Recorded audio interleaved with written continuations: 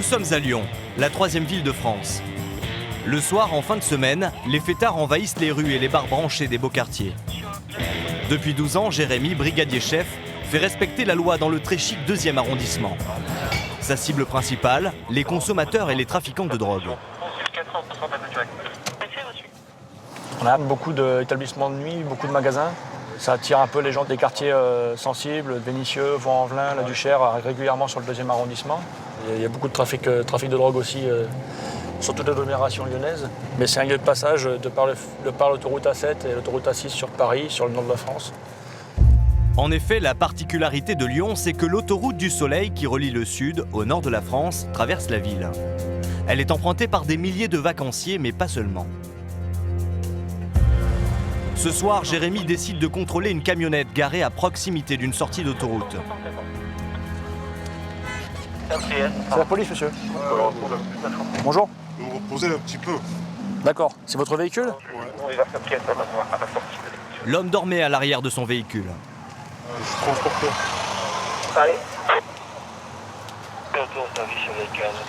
Pour quel sujet, monsieur? C'est à Strasbourg, du Maroc. D'accord. Ok. Vous pouvez descendre, s'il vous plaît? Ouais. Ce transporteur arrive du Maroc. Sa provenance éveille des soupçons chez les policiers. C'est quoi dans les poches? Non. Dites-moi ce que vous avez. Vous savez bien ce que vous avez dans vos poches? C'est quoi? Dites-moi. Je vais ouvrir. Dites-le-moi.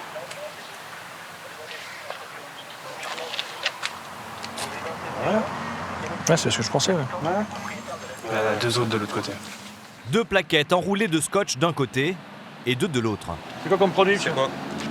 Cannabis? Ouais. Vous savez que c'est interdit, monsieur, ça? Non. C'est pas interdit? Non. Je sais pas. Il n'y a aucun pays du monde où c'est pas interdit, monsieur. Non, je sais pas est-ce que c'est interdit ou pas. Ça, pour vous, en France, il n'y a pas de problème? Ok. À partir de maintenant, vous êtes placé en garde à vue, monsieur. L'homme est étrangement calme. Les policiers, eux, ne sont pas au bout de leur découverte. Je vous assure, vous avez un autre appareil 4 plaquettes. J'en retrouve pas sur votre site. Où c'est qu'il y en a? D'accord, dites-moi tout de suite parce que c'est un peu vite. Non, c'est sur moi, sur moi. Vous en avez où? Sur moi. Oui, mais où? Sur vous? Là, là. La ceinture, il y a une ceinture. J'ai pas fini à faire. Ouais, d'accord. J'ai pas fini à faire. J'en ai tout le tour. Hein. Ouais, de toute façon. Ouais. Là, je suis il est rempli. Ouais. C'est tout. Une ceinture abdominale remplie de plaquettes. 7 plus celle qu'on a. 11. 11. Asseyez-vous, monsieur. Il y a le. De quoi? Il y en a encore? Pas non plus, non. Pas non plus. Une ceinture à part. Donc, il est bien transporteur, mais... Ouais. Il fait un peu d'extra. Il est transporteur. Il est transporteur, ouais. Il transporte. Non, c'est la première fois. On s'en doute, c'est la première fois. Ah, vous avez pas de chance, alors. Donc, les 4, 5, 6, 7, 8, 9, 10, 11 petites plaquettes. J'évite de manipuler parce que sinon on va effacer les empreintes. Parce qu'il n'y a peut-être pas que les siennes dessus. Inconnu de partout? Donc l'individu, il est inconnu de partout en France, en fait. Donc on va vérifier ça. L'homme est de nationalité marocaine. Et en examinant son passeport, les policiers découvrent des allers-retours incessants. C'est régulier les voyages. Hein. Ah, y a des tampons pratiquement tous les mois. En provenance, au départ. Donc l'émission. Tanger.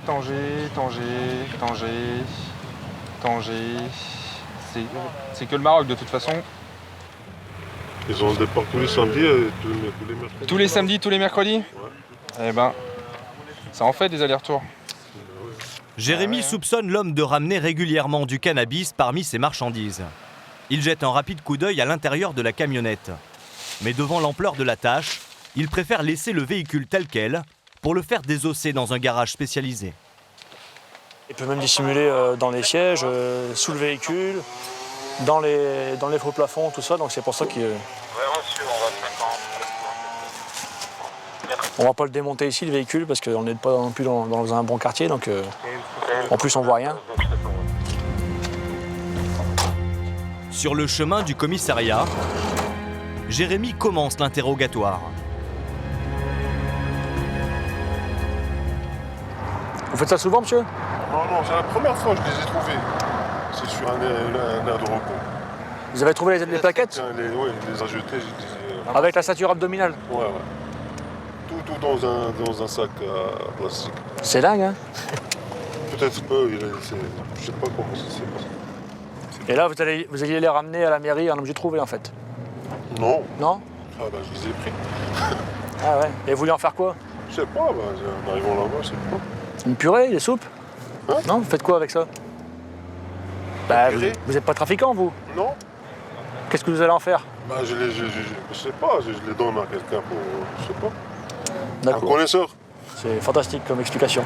Je pense que le procureur, il va le croire aussi. Dans les locaux de l'hôtel de police, les officiers de police judiciaire de permanence vont peser une par une les plaquettes de hashish. 11 au total, soit plus d'1 kg 200 grammes. Alors, Cela représente une valeur marchande de 6 000 €, une grosse somme d'argent pour un seul trajet. C'est pas tous les jours qu'on fait ce genre de bonhomme. C'est pas tous les jours qu'on fait autant de cannabis en une fois. Donc c'est du bon travail, ouais. L'homme va être placé en détention provisoire, en attente de son jugement. Il encourt 10 ans de prison, une amende de 7 500 000 € et une interdiction de territoire pour importation de stupéfiants.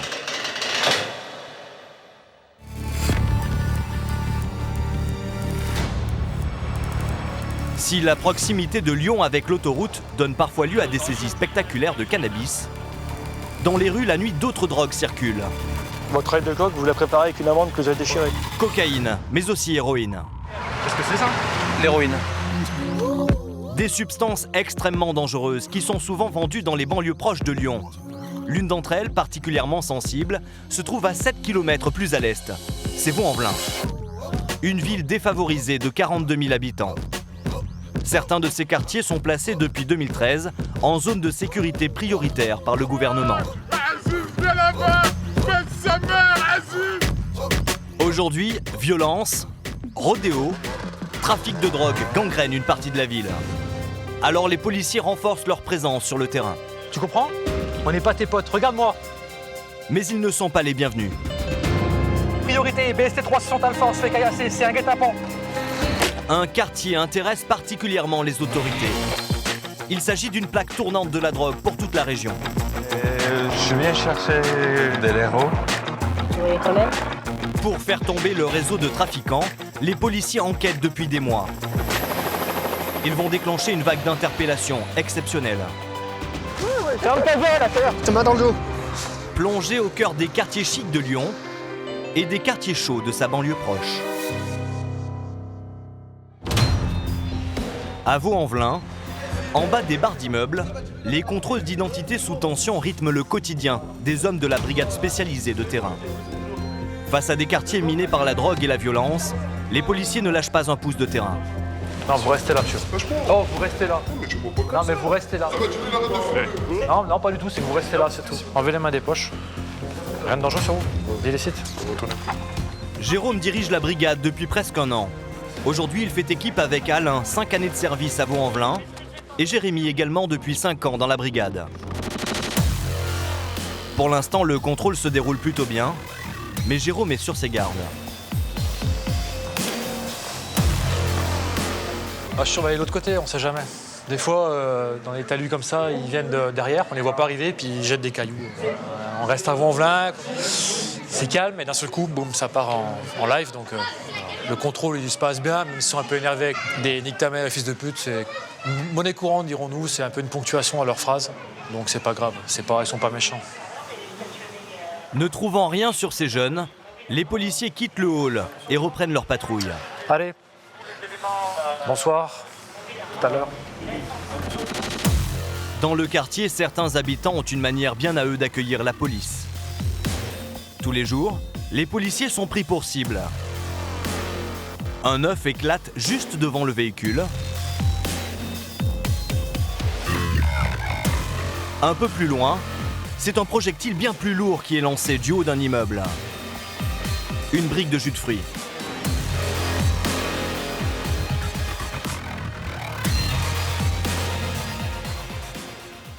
Disons que je suis en véhicule, je prends une brique de jus d'ananas, ça me dérange pas, je suis à pied.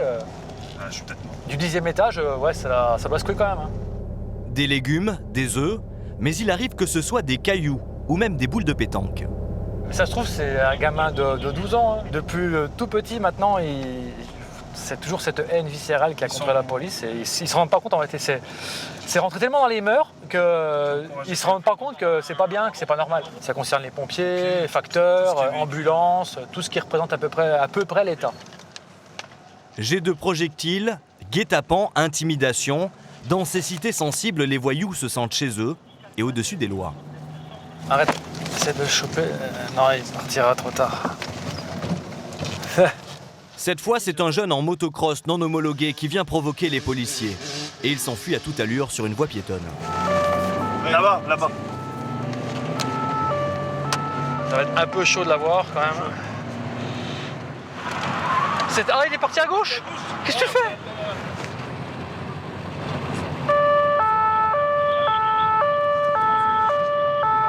Il prend tous les risques pour s'amuser avec la police. Ouais, va doucement, va doucement. Après plusieurs embardées dangereuses pour les passants et pour lui-même, il s'éloigne. Impossible pour les policiers de le suivre. Tous les petits chemins qu'il y a derrière les bâtiments, c'est un terrain de jeu adéquat pour ce genre de rodéo. Donc du coup, les crosses, que ce soit les scooters ou les crosses, et encore celui-là a été casqué, fait exceptionnel. Alors on ne sait pas pourquoi, mais généralement ils ne sont pas casqués. Et, La moto réapparaît. Le conducteur s'approche à quelques mètres des policiers et continue de les narguer.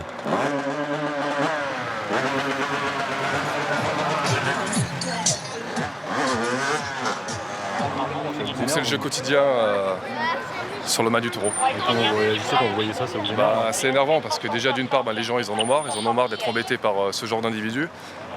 Ils vont prendre tous les risques si on tente de les intercepter, donc c'est vrai qu'à notre niveau on est limité pour les arrêter. Ultime provocation du motard, qui démarre en trombe. Les riverains sont excédés par ces rodéos fréquents. Pire, ils vivent la boule au ventre face à l'insécurité permanente.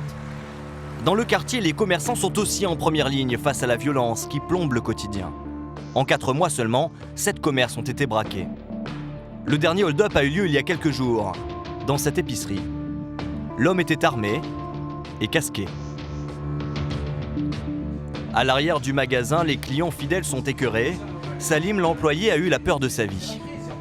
Tu tombes nez à nez avec un flingue. Quelle est ta réaction? J'appelle la police. T'as pas le temps de flipper, c'est ça le problème. T'as pas le temps de réaliser tout ce qui se passe. Ça se passe tellement trop rapidement.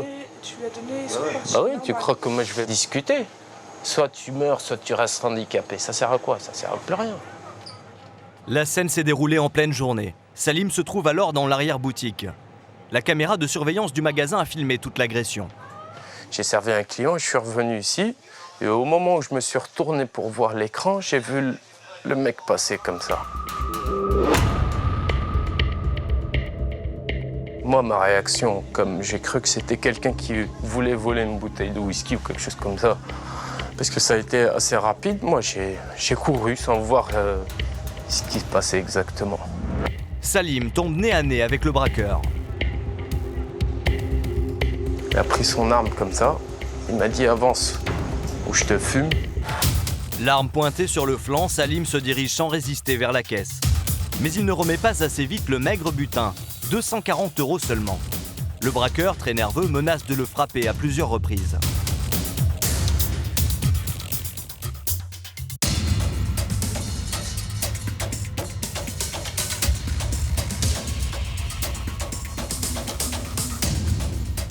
J'ai essayé de résister, après il m'a dit « ouais, je vais te fumer », je lui ai dit « bah vas-y, qu'est-ce que t'attends ?»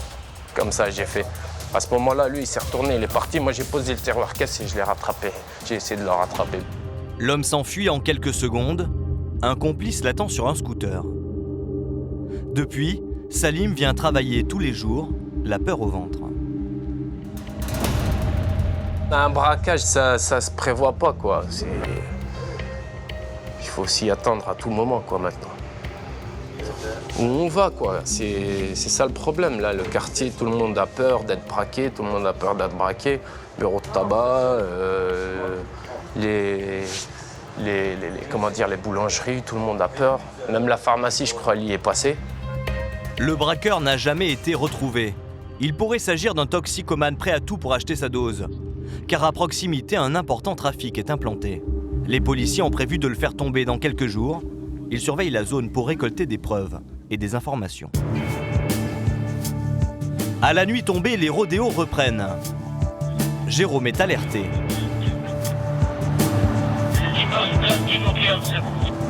BST 360 Alpha. Cette fois, c'est à bord d'une voiture apparemment volée que des jeunes roulent à toute allure. Elle est prise en chasse par un autre équipage. Jérôme et ses collègues arrivent en renfort.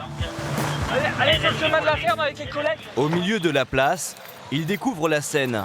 Le véhicule a terminé sa course dans un abribus. Le moteur tourne encore. Rapidement, des individus se rapprochent. Un attroupement se forme. La brigade spécialisée de terrain doit sécuriser les abords et empêcher tout débordement. C'est arrivé, voilà. Restons calmes, c'est pas la peine de s'énerver. Rentrez chez vous, monsieur. Le conducteur a finalement été interpellé un peu plus loin par un autre équipage. L'épave présente, elle, toutes les caractéristiques d'une voiture volée. À mon avis, ils ont voulu s'amuser avec en roulant comme des fous dans les rues de Vaud. Ils sont tombés sur les collègues, du coup ils ont paniqué parce que je suis pas sûr qu'il ait le permis. Je pense que c'est un gamin, quoi.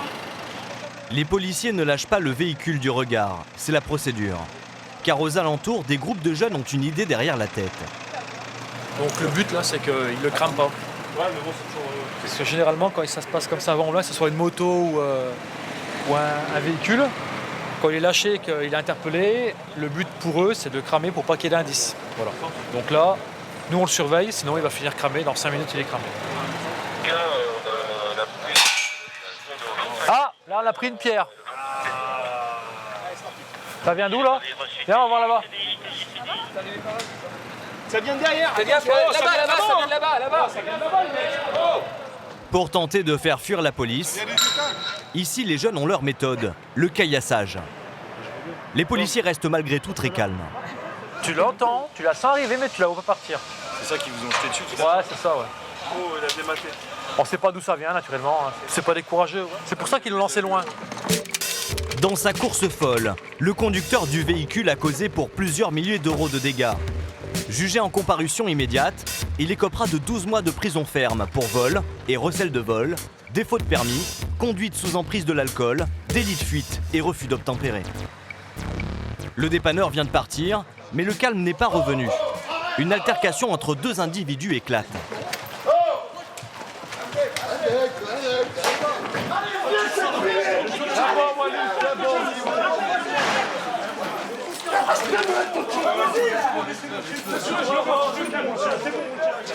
Les policiers parviennent à calmer les individus.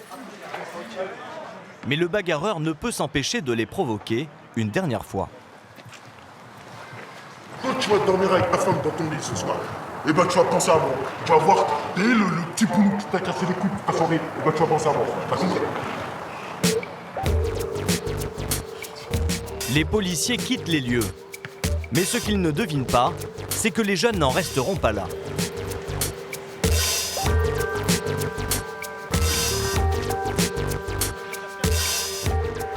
Effectivement, dès le lendemain soir, à Vaux-en-Velin, c'est le début des représailles. Jérôme reçoit un appel. SC 360 Bravo. Faites un passage au niveau de la place Guimauté, une moto qui brûle.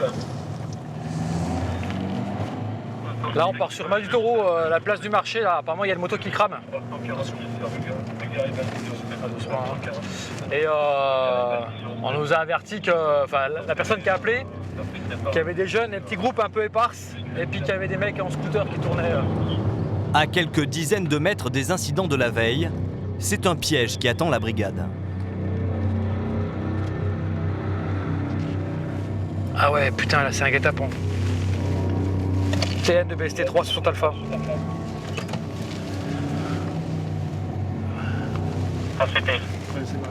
Ouais, donc on est sur rue des Frères Bertrand, au niveau de la moto cramée. Donc il y a une barricade. Ils ont monté une barricade avec des cagettes, un peu de tout, et ils y ont mis le feu.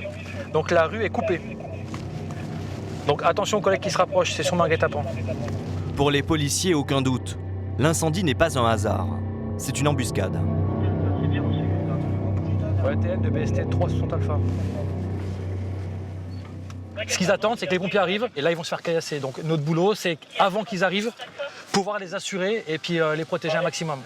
On va sur la place, on va essayer de faire un tour sur la place Mauriac. On va voir, attends. Peut-être là. Bon. Pas le choix pour Jérôme et ses coéquipiers. Ils doivent se jeter dans la gueule du loup pour permettre l'intervention des pompiers. Ouais, ça tombe. Là, on vient de se faire caillasser. Là. On vient de se faire caillasser. Donc on sait pas d'où, mais... Là-bas, là-bas, là-bas, là-bas. Une deuxième pierre tombe sur le véhicule. Ouais, priorité. BST 360 Alpha, on se fait caillasser. C'est un guet-apens. Laisse-nous passer. Putain, laisse-nous passer, merde. BST 360 Alpha. Il y a une quinzaine d'individus un peu capuchés et dont le visage est dissimulé qui nous ont caillassés. Rapproche-toi un peu. On est trop loin là. Il va falloir y retourner. Non, mais pas là. Ah si, faut y aller, il faut qu'on y aille. C'est trop, on est trop loin. T'as des grenades? Passe-moi-en une, allez. Oui, une MP7. Jérôme s'équipe de grenades lacrymogènes. Les pompiers vont arriver sur place. Les policiers n'ont pas le choix, il faut sécuriser la zone. Jérôme tire une grenade pour tenter de disperser les attroupements. Pour rejoindre le véhicule en feu, les policiers progressent prudemment. On va couvrir les pompiers. Tout véhicule, tout mouvement suspect est une menace. Oh! Cassez-vous! Barrez-vous! Les pompiers maîtrisent rapidement l'incendie. TN de BST 360 Alpha, priorité. Tu veux pas qu'on avance, pas du puits? Ouais. Comme ça, on tient le Pompiers sur place, ils se font caillasser. Les policiers, eux, gardent leur sang-froid. À tout moment, la situation peut dégénérer. Ils avancent pour essayer d'interpeller un caillasseur. Mais les rues sont vides. Mets-toi là. Les assaillants se sont déjà repliés. Seuls quelques curieux observent la scène depuis des halls d'immeubles. C'est bon là? Allez, vas-y. Les policiers regagnent leur véhicule tout en restant sur leur garde. Ils doivent se couvrir mutuellement. Mission accomplie pour les pompiers. Peu à peu, la circulation reprend. On plie le dispositif et on rentre au commissariat.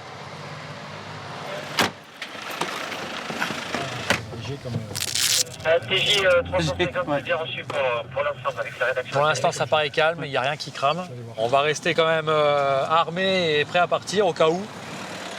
Plus tard dans la nuit, aucun incident majeur ne sera signalé. L'enquête ne permettra pas d'identifier les auteurs du guet-apens. Le calme est revenu dans les quartiers de la zone de sécurité prioritaire. Mais les policiers continuent d'occuper le terrain. Jérôme et ses hommes enchaînent les contrôles, à la recherche notamment d'informations qui pourraient servir aux enquêtes en cours sur le trafic de drogue. Et depuis quelques mois, ils s'intéressent à un phénomène surprenant. De nombreux jeunes paradent au volant de bolides hors de prix. Ils les louent et en changent régulièrement. Les policiers les soupçonnent d'être impliqués dans le business de stupéfiants.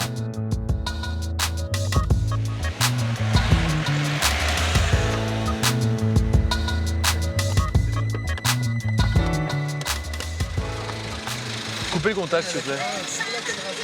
Coupez le contact, monsieur. Oh. Voilà. Coupez la musique aussi, qu'on puisse s'entendre. Vous avez le permis de conduire? Ça fait 3 ans que... Bah non, mais c'est pas une évidence, je vous connais pas, moi. Non, mais tous les jours, vous me contrôlez. Bah, et alors? C'est pas parce que hier, je vous contrôle, vous avez le permis, qu'aujourd'hui, vous l'avez forcément. Les policiers relèvent l'identité du conducteur. Il n'a que 21 ans et il est sans emploi. Voilà. C'est des jeunes qui n'ont pas de ressources, qui n'ont pas de revenus, qui ont le permis depuis 2 ans. Ils tournent avec des voitures qui se louent peut-être 3, 4, 5 000 euros le week-end. Donc on peut se poser des questions, voilà. Ces véhicules immatriculés en Allemagne pourraient être loués avec l'argent de la drogue. Les policiers enquêtent.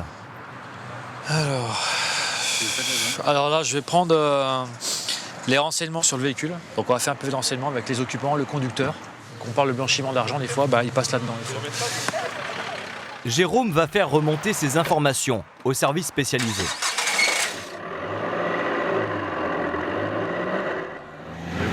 prenez souvent des voitures comme ça, des gros cylindres? Oui, régulièrement. Ouais. Bah, à la Balme, hier, on a déjà vu des Ferrari sortir. Ferrari, Maserati, l'autre jour à mes yeux, il y a une Lamborghini blanche qui a été annoncée. C'est vraiment là où j'ai vu le plus de voitures de luxe. Dans les quartiers défavorisés, les grosses voitures font partie du décor. La Balme est l'un de ces quartiers. C'est une cité d'à peine 2000 habitants qui cache un haut lieu du trafic de drogue de la région. Les enquêteurs des stupes ont l'intention de démanteler prochainement le réseau. Donc c'est une cité quand même réputée sur la région lyonnaise pour avoir une drogue de bonne qualité.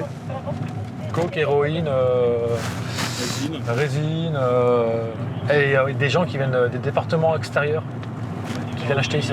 En attendant que les enquêteurs accumulent suffisamment de preuves pour déclencher une grosse vague d'interpellations, les hommes de la brigade spécialisée de terrain ont pour mission de gêner le trafic. Ils s'y rendent quotidiennement, mais ils ne peuvent pas faire grand-chose. Là, on a déjà signalé parce qu'il y a un scout qui est à l'entrée, puis là, là, c'est mort. C'est un des guetteurs. Les guetteurs annoncent l'arrivée des policiers. Il y en a un à l'entrée et il y en a un sur les collines là-bas. Ils ont enlevé le stupéfiant des caches, puisqu'ils sont à l'extérieur. Et ils les ont mis dans un endroit qu'on ne connaît pas, malheureusement. Ils n'ont plus rien sur eux. Là, ils n'ont plus rien. On peut contrôler quelqu'un et ils n'auront rien du tout sur eux. Autre difficulté, cette cité ne possède qu'une seule entrée. Les policiers sont facilement repérés. Celui qui prévient les dealers, c'est cet homme au scooter. Il est sur pied, ouais. T'es prévu sur guette? Hein? Ouais. C'est vrai? J'ai prévu le parfait. Il est en règle aujourd'hui? Oui. Il est assuré? Oui, la vignette, ouais. Je suis sûr. Non. Tu vois la science? Ouais, ils font de leur travail. Ah, je te remercie. Heureusement que tu nous dis ça quand même. Ça nous rassure. Comment ça se passe? Les jeunes n'ont pas peur. Comment ça se passe? Ils se permettent même des provocations. Ah, c'est des ripoux. Ah, c'est comme à Marseille ici. Je crois que je la ramènerais pas trop si c'était toi quand même. Eh, reste avec nous, Martin. À plus. Alors voilà. Ils aiment bien vous provoquer un peu, non? Non, c'est vraiment les petites frappes, c'est l'effet du stupéfiant ça. Ils fument toute la journée, ils font que ça. Toute la journée. Lui, il a fumé. Ah ouais, mais ils sont défoncés. Là. Ils sont défoncés, mais ils ont rien sur eux. Ah ouais, des fois qu'on ait un problème sur leur chemin du retour. Ah, c'est des sacrés numéros. Même sous les yeux de Jérôme, le guetteur n'a que faire du code de la route. Bah, feu rouge, normal. C'est bon. C'est normal, il était fort. Non, mais attends. Il est trop fort lui. Oh, on te fait cadeau du feu rouge quand même. Là, c'était pour vous. Ouais, là, mais on te fait cadeau du feu rouge quoi. Il y a le Giro. On est entre nous. On est en quoi? Ouais, entre nous, là, le Giro, c'était pour vous escorter. Voilà. Entre pélos. On s'arrête là-bas en face. Voyons là. Ce jeu de dupes cache une réalité bien plus sombre. Ce quartier est un véritable supermarché de la drogue, et notamment d'héroïne. Nous retournons dans la cité en caméra cachée. Dès notre arrivée, nous découvrons une organisation commerciale bien rodée. Un guetteur à moto remarque notre présence. Il avertit le dealer. Quelques instants plus tard, le vendeur vient à notre rencontre. Immédiatement, nous reconnaissons l'un des jeunes qui narguait la police lors de notre première venue. Je viens chercher quelque chose ici. On m'a dit que je pouvais en trouver de l'héros. Et tu veux les coller? Vous en avez? Ouais. Une petite dose? Ouais. C'est possible? L'homme est méfiant, il surveille les alentours. Et ne nous ayant jamais vus, il augmente son prix. Mais dites, c'est combien? Bah 60 pour tout le monde. 60? On m'a dit plutôt 40. Non? C'est qui t'a dit ça, ce qui est en banal. Pardon? C'est qui t'a dit ça, ce qui est... Il vient pas ici alors. Ah non? Bon. Bon, ok. Alors? Ok. C'est bon? D'un pas rapide, le vendeur s'éloigne récupérer la drogue dans une cachette. Nous décidons de quitter les lieux avant la transaction. À seulement quelques mètres, des enfants jouent dans un parc. En pleine journée, le deal se fait aux yeux de tous. Une situation que les habitants subissent, impuissants. Mais ce trafic ne va pas durer très longtemps. Les autorités sont déterminées à l'éradiquer. Aux abords de la cité, Cyril et Claude, des policiers en civil du commissariat, observent discrètement les entrées et les sorties du quartier. Leur objectif est précis, interpeller des acheteurs en possession de drogue pour accumuler des preuves contre les vendeurs. Qui était ? Un Clio noir qui est rentré.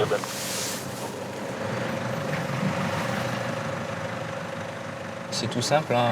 Ceux qui restent entre 5 et 10 minutes dans la cité, ils sont susceptibles d'avoir acheté du produit stupéfiant. Donc voilà, on se met en surveillance. Les policiers décident de prendre une voiture en filature. Il y a une bagnole qui sort. Vas-y, on va s'engager parce que...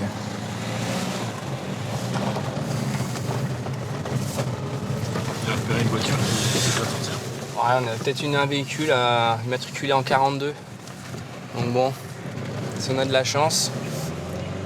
En général, ces véhicules, ils viennent d'assez loin, donc ils ne viennent pas pour une petite quantité.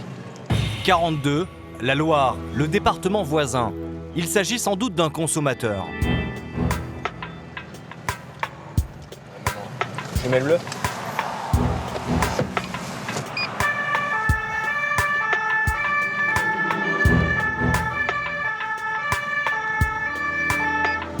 Vas-y là. Regarde ses mains.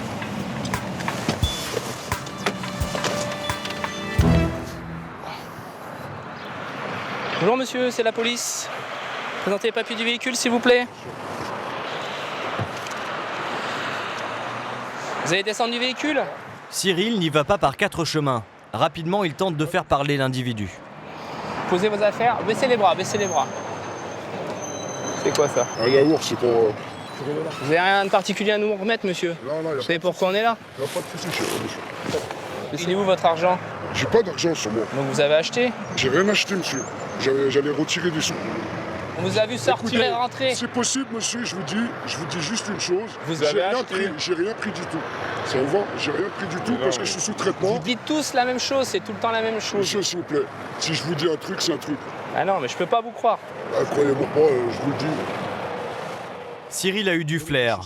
Malgré ses affirmations, l'homme finit par avouer avoir acheté de l'héroïne dans la cité. Elle est dans le ventre, voilà. T'as gobé quand? Quand je vous ai vu, là. Il prétend avoir avalé la dose juste avant le contrôle. Impossible de vérifier ses propos. Les policiers sont obligés de le laisser partir, dépité. Pour nous, il a acheté. En plus, il m'a montré qu'il avait retiré 40 €, c'est le prix d'une dose. Donc là-dessus, il n'y a aucun doute. Hein. C'était un acheteur, mais bon, voilà. En voiture, c'est difficile de les faire. Donc ce sera pour une prochaine fois. Quelques jours plus tard, les forces de l'ordre vont passer à l'action. Une opération d'envergure qui va mobiliser 60 policiers. Mais pour déclencher les interpellations, il leur faut un flagrant délit. Anthony et Greg doivent interpeller un acheteur en possession de drogue. Ils sont aidés par des collègues en hélicoptère qui observent discrètement l'intérieur de la cité.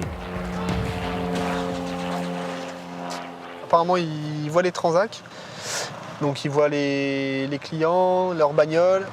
Donc ils balancent la direction de fuite des clients, donc c'est pas mal, c'est bien. Une aide déterminante. Les informations ne tardent pas. L'équipage aérien leur signale une femme qui vient d'acheter de la drogue. Une femme, cheveux courts, pantalon en jean, légèrement grisonnante. Elle va en direction du carré de soie en piéton. Donc sur l'équipage GSP, si vous pouvez y aller, ce serait super. D'accord, on y va. Anthony et Greg connaissent la direction de fuite de la jeune femme. En quelques secondes, ils vont l'intercepter. Elle est passée à gauche là-bas avec son sac. Tu l'as vu? Ah putain, c'est chiant.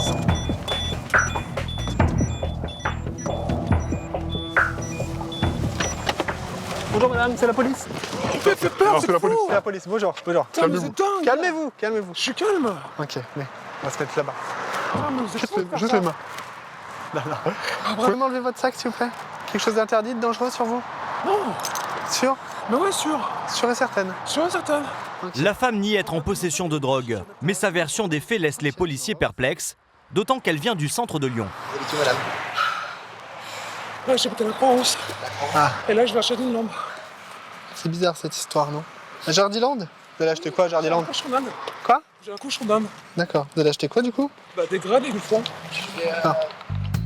Une histoire difficile à croire. Mais légalement, les policiers n'ont pas le droit de la fouiller au corps en pleine rue, même s'ils savent pertinemment qu'elle leur cache la vérité. Ils décident de l'emmener à la brigade des stupéfiants. Sur le trajet, Anthony va jouer de son expérience pour la mettre en confiance. En fait, les gens comme vous, ils nous disent pas la vérité tout de suite. Ils nous la disent au bout de 4-5 fois. On leur pose la même question et au bout d'un moment, ils nous disent bah ouais, voilà, c'est là. On arrête de jouer, on perd du temps. Anthony connaît la musique par cœur. Sa stratégie est souvent payante. Bon, c'est dans ma culotte. Dans la culotte? La femme avoue avoir caché la drogue dans ses sous-vêtements. Oh, mais attends, Bref, c'est bon. Bah, donne-moi.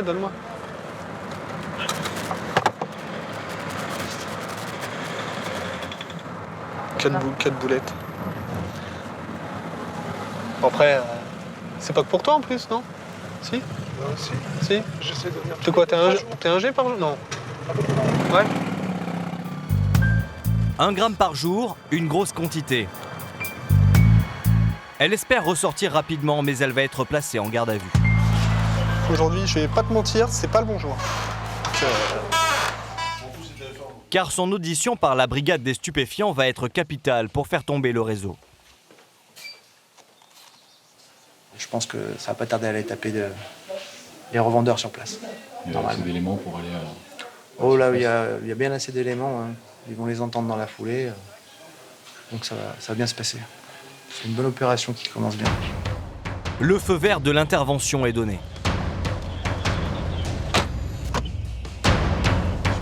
C'est parti pour le top interpellé. C'est parti là? C'est parti. Greg et Anthony ont un objectif de taille.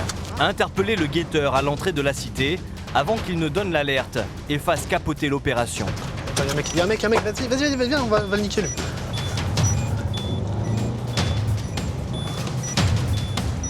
C'est ce jeune qui court. Il a tout juste le temps de siffler une dernière fois. Ta gueule. Ferme ta gueule, la peur. Tes mains dans le dos. Donne tes mains. Donne tes mains. Donne juste tes mains, s'il te plaît. Donne tes mains. C'est tout ce que je te demande, ok? Ouais, on va rentrer. Pour information, on a interpellé qui faisait le chouf, qui est parti sur la cité en sifflant. Viens vite. C'est toi.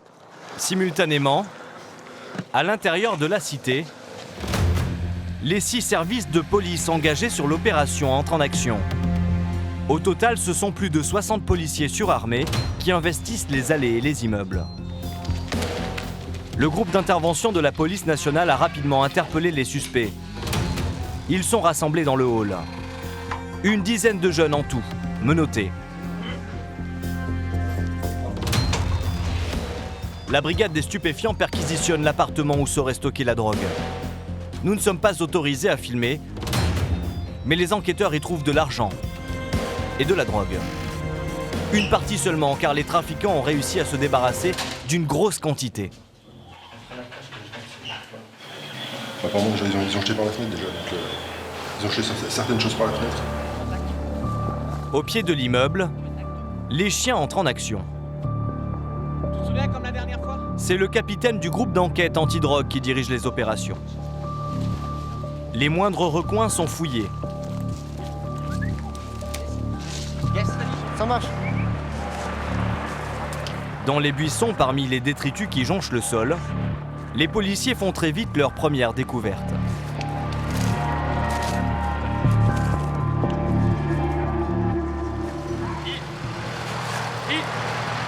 On va repasser derrière tous les doigts là, je vais revenir. Qu'est-ce que c'est ça? L'héroïne. Ouais, ok. Là, c'est ce qu'ils font d'habitude, c'est qu'ils cachent l'héroïne aux emplacements de points de vente. Comme ça leur évite de chaque fois monter à l'appartement et de trop faire d'allées et de venues. Mais le gros de la marchandise est toujours manquant. Les recherches se poursuivent. Et alors que les premiers interpellés sont embarqués, Anthony est pris à partie par un homme.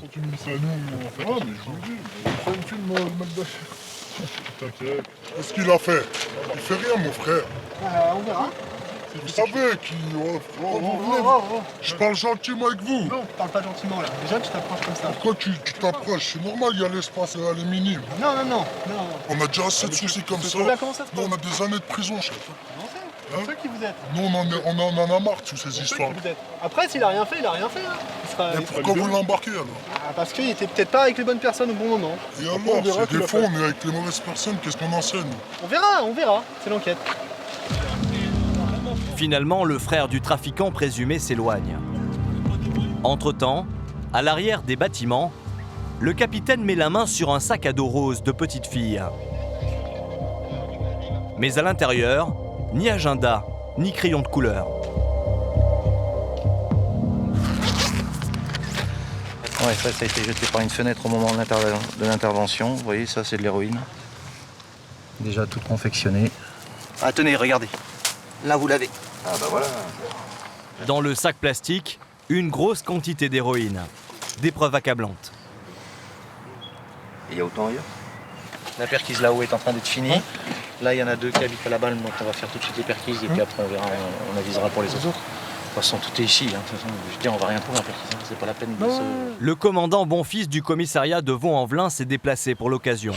Satisfait de l'opération, il ne crie pas victoire pour autant. Ah ben, il y a toujours des risques de troubles à l'ordre public, notamment après de grosses opérations comme celle-ci. Effectivement, on va devoir prendre des dispositions pour éviter que la cité soit bien sans, mais voilà, on assume complètement tout ce qui peut se passer avant et après. Au total, lors des perquisitions, les policiers retrouveront 130 grammes de cocaïne, 500 grammes d'héroïne, 600 grammes de résine de cannabis et 40 000 € en espèces. Une carabine sera également saisie dans l'un des appartements. Sur les 18 personnes interpellées ce jour-là, 4, identifiées comme les têtes de réseau, sont mises en examen. Ces gros trafiquants présumés risquent une peine de 10 ans de prison. À la nuit tombée, nous retrouvons Jérémy dans le 2e arrondissement de Lyon. Avec ses collègues, il patrouille en civil à la recherche de consommateurs de drogue. Dans un square, en bas d'un escalier, il repère un groupe de jeunes. Sans attirer l'attention, il s'en approche. Par terre, l'un d'entre eux, à genoux, prépare de la drogue sur son téléphone. Il n'a pas remarqué les policiers qui arrivaient et qui vont le prendre sur le fait. Attends, gros, je vais te montrer. C'est qui ça? C'est qui ça qui allume? C'est les flics? Au pire, c'est pas... C'est les flics qui allument là? C'est sûr ou pas? C'est les flics ou pas? Pose-moi ça, toi. Pose ça, espèce de blaireau. Et si tu jettes, je t'allume. Malgré la mise en garde, l'individu jette la poudre par terre. Je t'ai dit quoi? Je t'ai prévenu? Bah, j'ai pas fait exprès, mon gros monsieur. Je suis à moitié ivre. Quoi? J'ai pas fait exprès, monsieur. Je suis à moitié. Monsieur, j'ai dit. Je suis à moitié ivre, j'ai pas fait exprès. Bougez, monsieur. Merci, monsieur. Donc, il préparait ça sur son téléphone. Voilà. Donc, il a tout enlevé, tout est parti par terre. Il n'y a plus rien. Dans la rue, quoi. Dans la rue, normal, ouais. Et en plus, il râle, c'est la fête. Pas de chance pour lui. Jérémy décide de pousser le contrôle. Quelque chose d'interdit, de dangereux sur toi? Non, rien du tout. À part ça? Rien du tout. PM 454.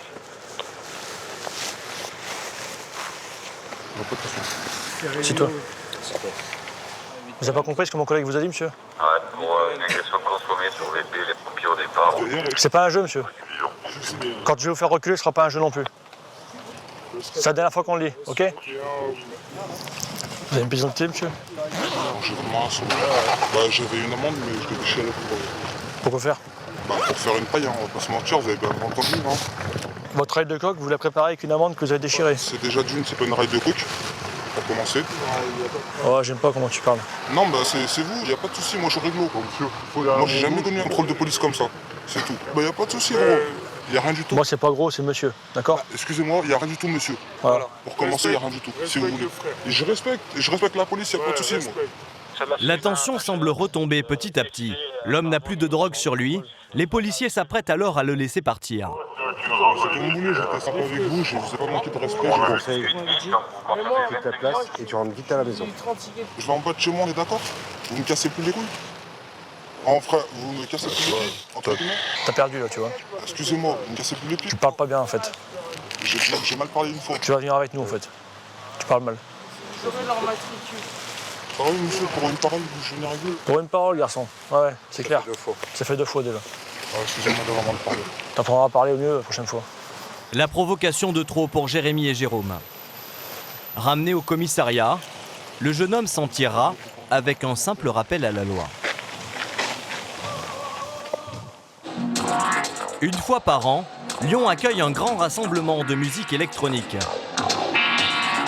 Pendant 4 soirées, des DJ mondialement connus attirent plus de 12 000 personnes qui font la fête jusqu'au bout de la nuit.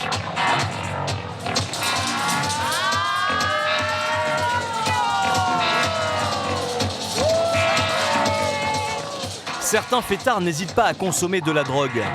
Le cannabis et l'ecstasy circulent en masse.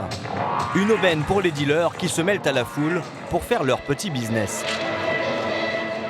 Mais Jérémy et ses collègues vont se joindre aux milliers de fêtards. Leur objectif est clair, interpeller des vendeurs de drogue. Et au bout de quelques minutes, Jérémy remarque une vieille connaissance.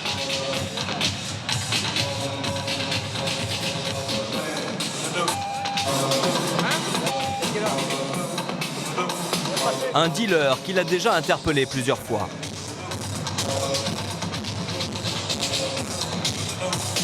Ouais, quelqu'un qui est très connu de chez nous, favorablement. Vu le contexte, c'est un mec qu'il faut surveiller ici.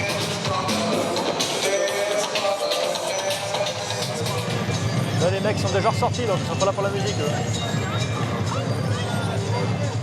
Les dealers prennent position aux abords de la fête. Les policiers observent le petit manège. Ça y est, un client arrive.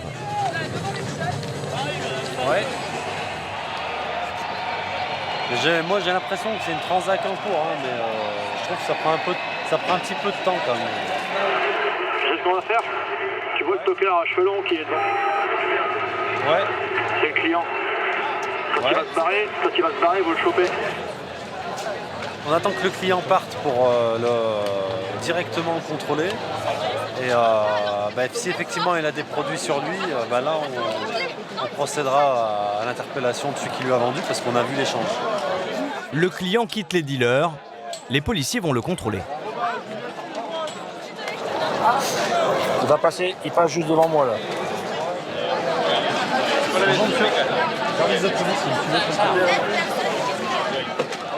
L'homme n'oppose aucune résistance. Il nie en bloc avoir acheté quoi que ce soit. J'ai rien acheté. Vous pouvez me sortir ce que vous avez là, ici, dans cette poche? Clap. Et devant. Clap. Regardez, il peut tout filer. Avec une assurance déconcertante, il va même inviter les policiers à le fouiller intégralement. Attends. Fouillez mon caleçon. Fouillez mon caleçon, ça fait plaisir. Pas de chance pour les policiers qui font chou blanc. C'est bon, j'ai rien. Donc là, on n'a pas trouvé de produits stupéfiants sur le client potentiel. Le problème aussi, c'est que s'il achète une bonbonne de cocaïne et qu'il la met dans le slip, on n'a aucun moyen pour fouiller les gens, bien sûr, à nu dans la rue, c'est normal. Donc, pour ce coup-ci, on ne peut pas prouver de transaction, comme il n'y a pas de produit découvert. Jérémy a vu juste. Nous nous en apercevrons en revisionnant les images au ralenti. Dissimulé dans son caleçon un sachet suspect, dont il arrive à se débarrasser malicieusement sans que les policiers le remarquent. Malgré tout, Jérémy décide de contrôler les 2 dealers présumés. L'un d'entre eux a 160 € de liquide sur lui, mais pas de drogue. Il est obligé de les laisser filer. Ça. Rien sur eux, ils ont l'habitude de cacher dans le slip. Et là, vu l'argent qu'il a sur lui, combien il avait sur lui là 160. 160 € en billets de 10 et en billets de 20. Ça se peut qu'il ait déjà tout vendu. Ça se peut qu'il ait tout vendu déjà, ouais, ça se peut. Ouais. Donc ce soir il gagne, demain il parlera peut-être, on verra bien ce que ça donne. Au jeu des contrôles, les voyous ne gagnent pas toujours. Jérémy a repéré un autre suspect. Il y a une tête de bœuf, donc en sachet. Mais surtout, il était en train d'en offrir gratuitement à quelqu'un. On va aller vérifier ça au service. Soupçonné de vendre des stupéfiants, l'individu est conduit au commissariat. Dans les locaux, les policiers vont faire une deuxième découverte. Dans la poche du pantalon du jeune homme, des sachets qui ressemblent fortement à des doses de drogue confectionnées pour être vendues à l'unité. C'est quoi les bonbons Haribo? Les Tic Tac, c'est quoi?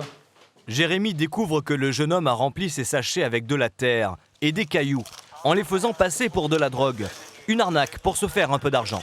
Moi, je vends pas de la drogue. C'est sûr. Au moins, les guignols qui achètent de la drogue, au moins, s'ils sniffent ça, ça va le calmer. Ça a marché cette nuit? Bah, je venais de les faire aux toilettes, là, avec la terre de toilette. La terre de toilette? Ça se trouve, il y a 15 ou 20 urines dessus, tu sais. Ça peut avoir un effet psychotrope quand même. Hein. Même s'il s'en amuse, cette arnaque bien ficelée ne surprend pas Jérémy. T'as déjà vu ça Jérémy? Ouais, c'est courant.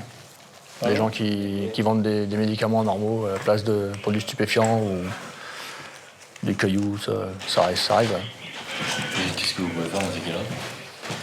Ah bah, c'est considéré comme de la vente de drogue, vu que pour le client, c'est de la drogue. Donc monsieur, il a fait peut-être des bénéfices avec. Donc il va être passé en garde à vue pour s'expliquer. Avec ces cailloux, l'homme a réalisé un joli gain. 70 € la vente de cailloux, ça rapporte. Hein. Placé en garde à vue, il sera entendu le lendemain matin par les enquêteurs. Inconnu des services de police, il s'en tirera avec un rappel à la loi.